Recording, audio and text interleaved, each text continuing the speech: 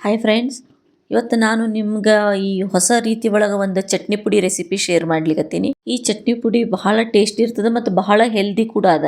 ಇದನ್ನು ನೀವು ದೋಸೆ ಮೇಲೆ ಇಲ್ಲ ಇಡ್ಲಿ ಮೇಲೆ ಬಿಸಿ ಬಿಸಿ ಅನ್ನ ತುಪ್ಪ ಮತ್ತು ಚಟ್ನಿ ಪುಡಿ ಭಾಳ ಟೇಸ್ಟಿಯಾಗಿರ್ತದೆ. ಯಾವಾಗಾದರೂ ಇಡ್ಲಿಗೆ ಚಟ್ನಿ ಕಡಿಮೆ ಬಿದ್ದಾಗ ಇದರೊಳಗೆ ಸ್ವಲ್ಪ ಮೊಸರು ಕಲಿಸಿ ಮಾಡಿದರೆ ಸಾಕು, ಚಟ್ನಿ ರೆಡಿ. ಹರೇ ಶ್ರೀನಿವಾಸ, ರೇಖಾಸ್ ವೆಜ್ ಫ್ಯೂಷನ್ಗೆ ಸ್ವಾಗತ. ಈಗ ಒಂದು ದಪ್ಪ ತಳ ಇರೋ ಒಂದು ಪಾತ್ರೆ ತೊಗೊಳ್ರಿ, ಪ್ಯಾನ್. ಅದ್ರೊಳಗೆ ಒಂದು ಬಟ್ಲ ನಾನು ಕಡಲೆಬೇಳೆ ತೊಗೊಂಡೀನಿ.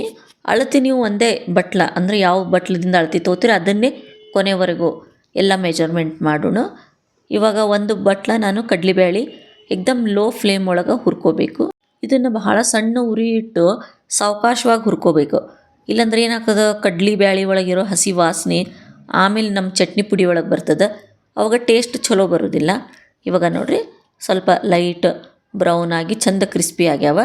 ಈಗ ಅದನ್ನು ನಾವೊಂದು ಸಪ್ರೇಟ್ ಒಂದು ಪಾತ್ರೆ ಒಳಗೆ ತಕ್ಕೊಂಡೀನಿ. ಆಮೇಲೆ ಅದೇ ಬಟ್ಲದಿಂದ ಅರ್ಧಕ್ಕಿಂತ ಹೆಚ್ಚಿಗೆ ಅಂದ್ರೆ ಒಂದು ಮುಕ್ಕಾಲು ಬಟ್ಲ ನಾನು ಇದು ಉದ್ದಿನಬೇಳೆ ತೊಗೊಂಡೀನಿ. ಉದ್ದಿನಬೇಳೆನೂ ನೀವು ಏಕ್ದಮ್ ಲೋ ಫ್ಲೇಮ್ ಒಳಗೆ ಹುರಿರಿ, ಇಲ್ಲಾಂದ್ರೆ ಭಾಳ ಹಸಿ ವಾಸನೆ ಬರ್ತದೆ. ಇವಾಗ ಅದು ಕೂಡ ಚಂದ ಲೈಟ್ ಬ್ರೌನ್ ಆದಮೇಲೆ ಅದನ್ನು ಯಾವ ಪಾತ್ರೆ ಒಳಗೆ ಹಾಕಿವಿ ಅದೇ ಪಾತ್ರೆ ಒಳಗೆ ಎಲ್ಲ ಹುರಿದಿದ್ದನ್ನು ಒಂದೇ ಪಾತ್ರೆ ಒಳಗೆ ಹಾಕೊಳ್ಳೋಣ. ಇದು ಅಗಸಿ. ಈಗ ನೀವು ಅಗಸಿದು ಚಟ್ನಿ ಪುಡಿ, ಅಗಸಿದು ಚಟ್ನಿ ಮಾಡಿದ್ರೆ ಮಕ್ಕಳು ಯಾರೂ ತಿನ್ನೋಂಗಿಲ್ಲ ಅದ್ರ ಕಲರ್ ನೋಡಿ. ಅದಕ್ಕೆ ನಾನು ಯಾವಾಗಲೂ ಏನು ಮಾಡ್ತೀನಿ, ಒಂದು ಅರ್ಧ ಬಟ್ಲ ಅಗಸಿನ ಹುರಿದು ಚಟ್ನಿ ಪುಡಿ ಒಳಗೆ ಹಾಕ್ತೀನಿ. ಇದರಿಂದ ಆರೋಗ್ಯನೂ ಚಲೋ ಇರ್ತದೆ, ಮಕ್ಕಳು ಸೇವಿಸಿದಂಗೆ ಆಗ್ತದೆ. ಈ ರೀತಿ ಕೆಲವು ಉಪಾಯಗಳನ್ನು ನಾವು ಮಾಡ್ಕೋತಿರ್ಬೇಕಾಗ್ತದೆ. ಇವಾಗ ಇದಕ್ಕೆ ಒಂದು 1/4 ಕಪ್ ನಾನು ಎಳ್ಳು ಹಾಕೀನಿ. ಎಳ್ಳು ಕೂಡ ಸ್ವಲ್ಪ ಚಂದ ಲೈಟ ಆಗಿ ಬ್ರೌನ್ ಬರೋವರೆಗೂ ಹುರ್ಕೊಂಡು ಅದು ಕೂಡ ಎಲ್ಲ ಬೇಳೆಗಳು ಹಾಕ್ತೀವಲ್ಲ ಅದೇ ಪಾತ್ರೆ ಒಳಗೆ ಹಾಕಿರಿ. ಯಾಕಂದ್ರೆ ಎಳ್ಳನ್ನು ನಮ್ಮ ಆರೋಗ್ಯಕ್ಕೆ ಬಹಳ ಒಳ್ಳೆಯದದ. ಇವಾಗ ಎಷ್ಟೋ ಸರ್ತಿ ನಾವು ಎಳ್ಳಿನ ಪುಡಿ ಮಾಡಿ ಇಡ್ಲಿಕ್ಕೆ ಆಗೋದಿಲ್ಲ, ದಿನಾನೂ ಅದನ್ನು ಯೂಸ್ ಮಾಡೋಂಗಿಲ್ಲ. ಅದಕ್ಕೆಲ್ಲವನ್ನು ಸೇರಿಸೇ ನಾವು ಪುಡಿ ಮಾಡೋಣ. ಆಮೇಲೆ ಇದು ಶೇಂಗಾದ ಕಾಳು ಒಂದು ಅರ್ಧ ಬಟ್ಲು. ನೀವು ಬೇಕಾದ್ರೆ ಹಾಕ್ಕೊಳ್ರಿ, ಬೇಡ ಅಂದ್ರೆ ನೀವು ಸ್ಕಿಪ್ ಮಾಡ್ಕೋಬೋದು. ಬಟ್ ಇದ್ರಲಿಂದೂ ಟೇಸ್ಟ್ ಚಲೋ ಬರ್ತದೆ. ಅದಕ್ಕೆ ಇದನ್ನು ಕೂಡ ನಾನು ಲೋ ಫ್ಲೇಮ್ ಒಳಗೆ ಚಂದ ಹುರ್ಕೊಂಡು ಇದನ್ನು ಬೇರೆ ಪ್ಲೇಟ್ ಒಳಗೆ ತೆಗೆದಿಟ್ಕೊಲಿಕತ್ತೀನಿ. ಯಾಕಂದರೆ ತಣ್ಣಗಾದ್ಮೇಲೆ ಅದ್ರದ್ದು ಸಿಪ್ಪಿ ತೆಗಿತೀನಿ. ಈಗ ಒಂದು ಅರ್ಧ ಬಟ್ಲ ಒಣ ಕೊಬ್ಬರಿ, ನೀವು ಹಿಂಗೆ ಕೊಬ್ಬರಿ ಹೆರ್ಮಣಿಯಿಂದ ತುರ್ಕೊಂಡು ತೊಗೊಳ್ರಿ. ಇದನ್ನು ಲೋ ಫ್ಲೇಮ್ ಒಳಗೆ ಚಂದ ಹುರ್ಕೋರಿ, ಇಲ್ಲಾಂದ್ರೆ ಆಮೇಲೆ ಕೌಂಟು ವಾಸನೆ ಆಗ್ತದೆ. ಆಮೇಲೆ ಚಟ್ನಿ ಪುಡಿ ಭಾಳ ದಿನ ನಮ್ಗೆ ಇಡ್ಲಿಕ್ಕೆ ಆಗೋದಿಲ್ಲ. ಚಲೋ ಇದು ಕುರುಕುರು ಆಗಿ ಸ್ವಲ್ಪ ಈ ಬ್ರೌನ್ ಕಲರ್ ಆಗೋವರೆಗೂ ಹುರ್ಕೊಳ್ರಿ. ಆಮೇಲೆ ಪುಟಾಣಿ ಕಾಳು ಅರ್ಧ ಕಪ್ ತೊಗೊಂಡಿನಿ. ಇದನ್ನು ಸ್ವಲ್ಪ ಕ್ರಿಸ್ಪಿ ಆಗೋವರೆಗೂ ಹುರ್ಕೊಳ್ರಿ. ಇದ್ರಲಿಂದನೂ ಎಲ್ಲ ಈ ಬೇಳೆಕಾಳು ಹಾಕ್ಕೊಳ್ಳೋದ್ರಿಂದ ನಮ್ಗೆ ಟೇಸ್ಟು ಚಲೋ ಬರ್ತದೆ. ಎಲ್ಲವನ್ನೂ ಒಂದೇ ಸೇಮ್ ಬೌಲ್ ಒಳಗೆ ಹಾಕ್ಕೊಂಡಿನಿ. ಇವಾಗ ಒಂದು ಟೀ ಸ್ಪೂನು ಎಣ್ಣೆ ಹಾಕ್ಕೊಂಡು ಅದರೊಳಗೆ 1-2 ಟೀ ಸ್ಪೂನ್ ಜೀರಿಗೆ, 1 ಟೀ ಸ್ಪೂನ್ ಮೆಣಸು ಕಾಳು ಹಾಕ್ರಿ. ಆಮೇಲೆ ಈ ಅರಿಶಿನ ಹಾಕ್ಲಿಕತ್ತೀನಿ ನಾನು. ಇದು ಹಸಿ ಅರಿಶಿನ, ಗಟ್ಟಿ ಅರಿಶಿನ ಇರ್ತದಲ್ಲ ಅದು ಇಲ್ಲ ಅಂದ್ರೆ ನೀವು ಮಿಕ್ಸರ್ ಒಳಗೆ ಹಾಕುವಾಗ ಪೌಡರ್ ಹಾಕಿದರೂ ಬರ್ತದೆ ಅರಿಶಿನದ್ದು. ನನ್ನ ಹತ್ರ ಅರಿಶಿನದ ಬೇರು ಇತ್ತಂತ ಹಾಕಿನಿ. ಆಮೇಲೆ ಅದಕ್ಕೆ ಸ್ವಲ್ಪ ಮುದ್ದೆ ಹಿಂಗು ಇತ್ತು ನನ್ನ ಹತ್ರ, ಅದು ಮತ್ತು ಒಂದು ಸ್ವಲ್ಪ ಕರಿಬೇವು, ಚಲೋ ಒಂದು 1/4 ಬಟ್ಲ ಕರಿಬೇವು ಹಾಕ್ರಿ. ಎಲ್ಲವನ್ನು ಒಟ್ಟಿಗೆ ಹುರ್ಕೊಳ್ಳೋಣ. ಅಂದ್ರೆ ಕರಿಬೇವು ಸ್ವಲ್ಪ ಕ್ರಿಸ್ಪಿ ಗರಿ ಗರಿಯಾಗಿ ಆಗಬೇಕು. ಕರಿಬೇವು ಒಳಗೆ ಐರನ್ ಕಂಟೆಂಟ್ ಇರ್ತದೆ, ಫೈಬರ್ ಇರ್ತದೆ. ಆಮೇಲೆ ಕರಿಬೇವು ಕೂದಲಿಗೆ ಬಹಳ ಉಪಯೋಗವಾದದ್ದು. ಆಮೇಲೆ ಒಂದು ಸಣ್ಣ ಲಿಂಬೆ ಹಣ್ಣಿನ ಗಾತ್ರದ್ದು ಹುಣಸೆ ಹಣ್ಣು ಹಾಕೋಣ. ಈ ಹುಣಸೆ ಹಣ್ಣು ನೀವು ಎಷ್ಟು ಕ್ವಾಂಟಿಟಿ ತೊಗೊಂಡಿರಿ ಅದ್ರ ತಕ್ಕ ಹಾಕ್ಕೊಳ್ರಿ. ನಿಮ್ಗೆ ಗೊತ್ತಲ್ಲ, ಚಟ್ನಿ ಪುಡಿ ಸ್ವಲ್ಪ ಹುಳಿ ಹುಳಿ ಮತ್ತು ಸ್ವಲ್ಪ ಸಿಹಿ ಸಿಹಿ ಆಗಿ ಇರ್ತದೆ. ಆಮೇಲೆ ಇದಕ್ಕೆ ನಾನು ಕಲ್ಲುಪ್ಪು ಹಾಕಿ ಗ್ಯಾಸ್ ಆಫ್ ಮಾಡೀನಿ ನಾನು. ಇವಾಗ ಆಫ್ ಮಾಡಿ ಎಲ್ಲವನ್ನು ಇವಾಗ ನಾವು ತಣ್ಣಗಾಗ್ಲಿಕ್ಕೆ ಬಿಡಬೇಕು.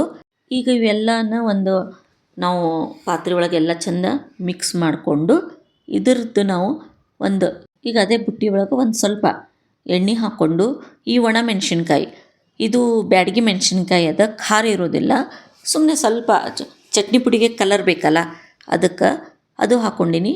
ಒಂದು 4 ಗುಂಟೂರು ಮೆಣಸಿನ್ಕಾಯಿ, ಸ್ವಲ್ಪ ಖಾರದ ಸಲುವಾಗಿ.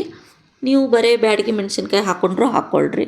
ಎಲ್ಲವನ್ನು ಲೋ ಫ್ಲೇಮ್ ಒಳಗೆ ಸ್ವಲ್ಪ ಗರಿ ಗರಿ ಆಗೋ ಹಂಗೆ ನೀವು ಇದನ್ನು ಹುರ್ಕೋಬೇಕು. ಇವಾಗ ಇದನ್ನು ಒಂದು ಸಪ್ರೇಟ್ ಪ್ಲೇಟ್ ಒಳಗೆ ಹಾಕಿ ಸೈಡಿಗೆ ತಣ್ಣಗಾಗ್ಲಿಕ್ಕೆ ಬಿಡೋಣ. ಇವಾಗ ನಾವು ಹುರಿದಿಟ್ಟಿರೋ ಶೇಂಗಾದ ಬೀಜ ತಣ್ಣಗಾಗ್ಯಾವ, ಅದ್ರದ್ದೆಲ್ಲ ಸಿಪ್ಪಿ ತಕ್ಕೊಳ್ರಿ, ಇಲ್ಲಾಂದ್ರೆ ಚಟ್ನಿ ಪುಡಿದು ಕಲರ್ ಚಲೋ ಬರೋದಿಲ್ಲ. ಎಲ್ಲ ಸಿಪ್ಪಿ ತೊಗೊಂಡು ತೆಗೆದು ನಾನು ಅದ್ರೊಳಗೆ ಹಾಕ್ಲಿಕ್ಕತ್ತೀನಿ. ಈಗ ಎಲ್ಲವನ್ನು ಚಲೋ ಮಿಕ್ಸ್ ಮಾಡೋಣ. ಆಮೇಲೆ ಇದು ಪೂರ್ತಿ ತಣ್ಣಗಾಗಲಿಕ್ಕೆ ಬಿಡೋಣ. ಆಮೇಲೆ ಇದಕ್ಕೆ ನಾನು ಸ್ವಲ್ಪ 1 ಟೀ ಸ್ಪೂನ್ ಉಪ್ಪು ಹಾಕ್ಲಿಕ್ಕತ್ತೀನಿ. ಮೊದಲು ಸ್ವಲ್ಪ ಹಾಕಿದ್ದೆ, ಇವಾಗೂ ಸ್ವಲ್ಪ ನೋಡಿ ನೀವು ಹಾಕ್ಕೊಳ್ರಿ. ಆಮೇಲೆ 2 ಚಮಚ ಬೆಲ್ಲ ಹಾಕ್ಲಿಕ್ಕತ್ತೀನಿ. ನೀವು ಹುಣಸೆಹಣ್ಣು ಎಷ್ಟು ಹಾಕಿರ್ತೀರ ಅದ್ರ ತಕ್ಕ ಬೆಲ್ಲ ಹಾಕಿರಿ. ಯಾಕಂದ್ರೆ ಈ ಚಟ್ನಿ ಪುಡಿ ಸ್ವಲ್ಪ ಹುಳಿ ಹುಳಿ ಸಿಹಿ ಮತ್ತು ಸ್ವಲ್ಪ ಖಾರವಾಗಿರ್ತದೆ. ಅದಕ್ಕೆ ನೀವು ಬೆಲ್ಲ ಹುಣಸೆಹಣ್ಣು ನೋಡಿ ಹಾಕ್ಕೊಂಡು ಎಲ್ಲವನ್ನು ತಣ್ಣಗಾಗ್ಲಿಕ್ಕೆ ಬಿಡ್ರಿ. ಇವಾಗ ಈ ತಣ್ಣಗಾಗಿರೋ ಒಣಮೆಣ್ಸಿನ್ಕಾಯಿನ ಮೊದಲು ಮಿಕ್ಸರ್ ಒಳಗೆ ಪೌಡರ್ ಮಾಡ್ಕೊಳ್ಳೋಣ.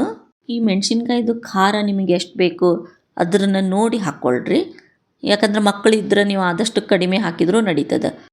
ಫಸ್ಟು ನಾವು ಈ ಮೆಣಸಿನ್ಕಾಯಿನ ಮಿಕ್ಸರ್ ಒಳಗೆ ಪೌಡರ್ ಮಾಡ್ಕೊಳ್ಳೋಣ. ಯಾಕಂದರೆ ಎಲ್ಲದ್ರ ಜೊತೆ ಚಲೋ ಅದು ಪೌಡರ್ ಆಗೋದಿಲ್ಲ. ಅದಕ್ಕೀಗ ಫಸ್ಟ್ ಇದನ್ನು ಪೌಡರ್ ಮಾಡ್ಕೊಂಡೀನಿ. ಇವಾಗ ಚಲೋ ಪೌಡರ್ ಆಗಿದೆ. ಇದ್ರಾಗೆ ನಾವು ಈ ಹುರಿದಿರೋ ಒಣ ಕೊಬ್ಬರಿ ಏನದ ಅದನ್ನು ಹಾಕೋರಿ. ಇವೆರಡೂ ಸೇರಿ ಮತ್ತು ಚಲೋ ಪೌಡರ್ ಮಾಡೋಣ. ಇವಾಗ ಎರಡೂ ಸೇರಿ ಒಟ್ಟಿಗೆ ಈ ರೀತಿ ಪೌಡರ್ ಆಗ್ಯದ. ಇವಾಗ ಇದನ್ನು ನಾವು ಎಲ್ಲ ಬ್ಯಾಳಿಗಳ ಜೊತೆ ಮಿಕ್ಸ್ ಮಾಡ್ಕೊಳ್ಳೋಣ. ಅಂದರೆ ಏನಾಗ್ತದೆ, ಈ ಮೆಣಸಿನ್ಕಾಯಿ ಕೊಬ್ಬರಿ ಎಲ್ಲದ್ರ ಜೊತೆನೂ ಚಲೋ ಹೊಂದ್ಕೋತದೆ. ಇವಾಗ ಹಾಕಿ ಇದನ್ನು ಚಲೋ ಮಿಕ್ಸ್ ಮಾಡಿ ಸ್ವಲ್ಪ ಸ್ವಲ್ಪನೇ ಹಾಕಿ ಚಲೋ ಈ ಚಟ್ನಿ ಪುಡಿ ಮಾಡ್ಕೊಳ್ಳೋಣ. ಒಮ್ಮೆ ಜಾಸ್ತಿ ಮಿಕ್ಸರ್ ಒಳಗೆ ಹಾಕಬೇಡ್ರಿ, ಸ್ವಲ್ಪ ಸ್ವಲ್ಪನೇ ಹಾಕ್ಕೊಂಡು ಪುಡಿ ಮಾಡ್ಕೊಳ್ಳೋಣ. ಈ ರೀತಿ ಸ್ವಲ್ಪ ಉರುಟಾಗಿರಬೇಕು ಪುಡಿ, ಬಹಳ ಸಣ್ಣಗೆ ಪೌಡ್ರ್ ಆಗಬಾರ್ದು. ಸ್ವಲ್ಪ ತರಿಯಾಗಿದ್ರೆ ಚಟ್ನಿ ಪುಡಿದು ಟೇಸ್ಟ್ ಭಾಳ ಚಲೋ ಬರ್ತದೆ. ಇದನ್ನು ನಾನು ಈಗ ಸ್ವಲ್ಪ ಬ್ಯಾಚ್ ಒಳಗೆ ಹಾಕಿ ಪುಡಿ ಮಾಡ್ಲಿಕ್ಕತ್ತೀನಿ. ಒಮ್ಮೆ ಭಾಳ ಹಾಕಿ ಪುಡಿ ಮಾಡಬೇಡ್ರಿ. ಇದನ್ನು ಭಾಳ ಸಣ್ಣ ಪುಡಿ ಮಾಡಬೇಡ್ರಿ, ಸ್ವಲ್ಪ ಉರುಟಾಗಿ ಇರಲಿ, ಅಂದರೆ ಭಾಳ ಟೇಸ್ಟಿ ಬರ್ತದೆ. ಈ ಚಟ್ನಿ ಪುಡಿಗೆ ನಾವು ಒಂದು ಒಗ್ಗರಣೆ ಮಾಡಬೇಕಾಗ್ತದೆ. ಚಲೋ 1 ಟೇಬಲ್ ಸ್ಪೂನ್ ಎಣ್ಣೆ ಬಿಸಿ ಮಾಡಿರಿ. ಆಮೇಲೆ ಅದಕ್ಕೆ ಚಲೋ 1 ಚಮಚ ಸಾಸಿವೆ ಹಾಕೋಣ. ಆಮೇಲೆ ಸ್ವಲ್ಪ ಇಂಗು ಸ್ವಲ್ಪ ಜಾಸ್ತಿ ಹಾಕಿರಿ, ವಾಸನೆ ಚಲೋ ಬರ್ತದೆ. ಈ ಒಗ್ಗರಣೆನ ನಾವು ಈ ಚಟ್ನಿ ಪುಡಿ ಒಳಗೆ ಕಲಿಸ್ಬೇಕು. ಚಲೋ ಹೊತ್ನ್ಯಾಗ ಇದನ್ನು ನೀವು ಆದಷ್ಟು ಕೈಯಿಂದ ಕಲಿಸ್ರಿ. ಯಾಕಂದ್ರೆ ಈ ಒಗ್ಗರಣೆ ಒಳಗಿರೋ ಎಣ್ಣೆ ಪೂರ್ತಿ ಚಟ್ನಿ ಪುಡಿಗೆ ಹತ್ಕೋಬೇಕು. ಅದ್ರಲಿಂದ ಈ ಚಟ್ನಿ ಪುಡಿದು ಕಲರ್ ಚೇಂಜ್ ಆಗ್ತದೆ. ಮೊದಲು ಹಳದಿ ಇತ್ತು ನೋಡ್ರಿ, ಈಗ ಒಗ್ಗರಣೆ ಹಾಕಿ ಆ ಎಣ್ಣೆಗೆ ಇದ್ರ ಕಲರ್ ಎಷ್ಟು ಚಂದ ಕೆಂಪಗೆ ಬಂದದ. ಈ ಚಟ್ನಿ ಪುಡಿನ ನಿಮ್ಮ ಒಂದು ಸರ್ತಿ ಮಾಡಿ ಡಬ್ಬಿ ಒಳಗೆ ಇಟ್ರಿ ಅಂದ್ರೆ ಬಿಸಿ ಬಿಸಿ ಅನ್ನ, ತುಪ್ಪ ಮತ್ತು ಇಡ್ಲಿ, ದೋಸೆ ಎಲ್ಲದಕ್ಕೂ ಇದು ಬಹಳ ಯೂಸ್ ಆಗ್ತದೆ. ನಾವು ತೆಳ್ಳಗನ ಅವಲಕ್ಕಿಗೂ ಈ ಚಟ್ನಿ ಪುಡಿ ಮತ್ತು ಮೆಂತ್ಯ ಹಿಟ್ಟು ಹಾಕಿ ಕಲಿಸ್ತಿರ್ತೀವಿ. ಮೆಂತ್ಯ ಹಿಟ್ಟಿನ ರೆಸಿಪಿನೂ ನಾನು ಮುಂದೆ ಶೇರ್ ಮಾಡೋಕ್ಕಿದ್ದೀನಿ. ಈ ನನ್ನ ಚಾನಲನ್ನು ನೀವು ಸಬ್ಸ್ಕ್ರೈಬ್ ಮಾಡಿರಿ, ಬೆಲ್ ಐಕಾನನ್ನು ಪ್ರೆಸ್ ಮಾಡಿರಿ. ಪ್ಲೀಸ್ ಕಮೆಂಟ್ಸ್ ಮಾಡಿ ಹೇಗೆ ಅನ್ನಿಸ್ತು ಅನ್ನೋದನ್ನು ಹೇಳ್ರಿ. ಬಹಳ ಚಟ್ನಿ ಪುಡಿ ಆಗಿತ್ತಂದ್ರೆ ಒಂದು ಏರ್ಟೈಟು ಬಾಕ್ಸ್ ಒಳಗೆ ಹಾಕಿ ನೀವು ಫ್ರಿಜ್ ಒಳಗೆ ಸ್ಟೋರ್ ಮಾಡಿ ಇಡ್ರಿ. ಬಹಳ ತಿಂಗಳವರೆಗೂ ತಾಳಿಕೆ ಬರ್ತದೆ. ಇದೇ ರೀತಿ ನಿಮ್ಗೆ ಪುಳಿಯೋಗರೆ ರೈಸಿನ ಪೌಡರ್ ಬೇಕಾಗಿದ್ರೆ ಅದ್ರ ರೆಸಿಪಿನೂ ನಾನು ನನ್ನ ಚಾನಲ್ ಒಳಗೆ ಶೇರ್ ಮಾಡೀನಿ, ಫಾಲೋ ಮಾಡಿರಿ.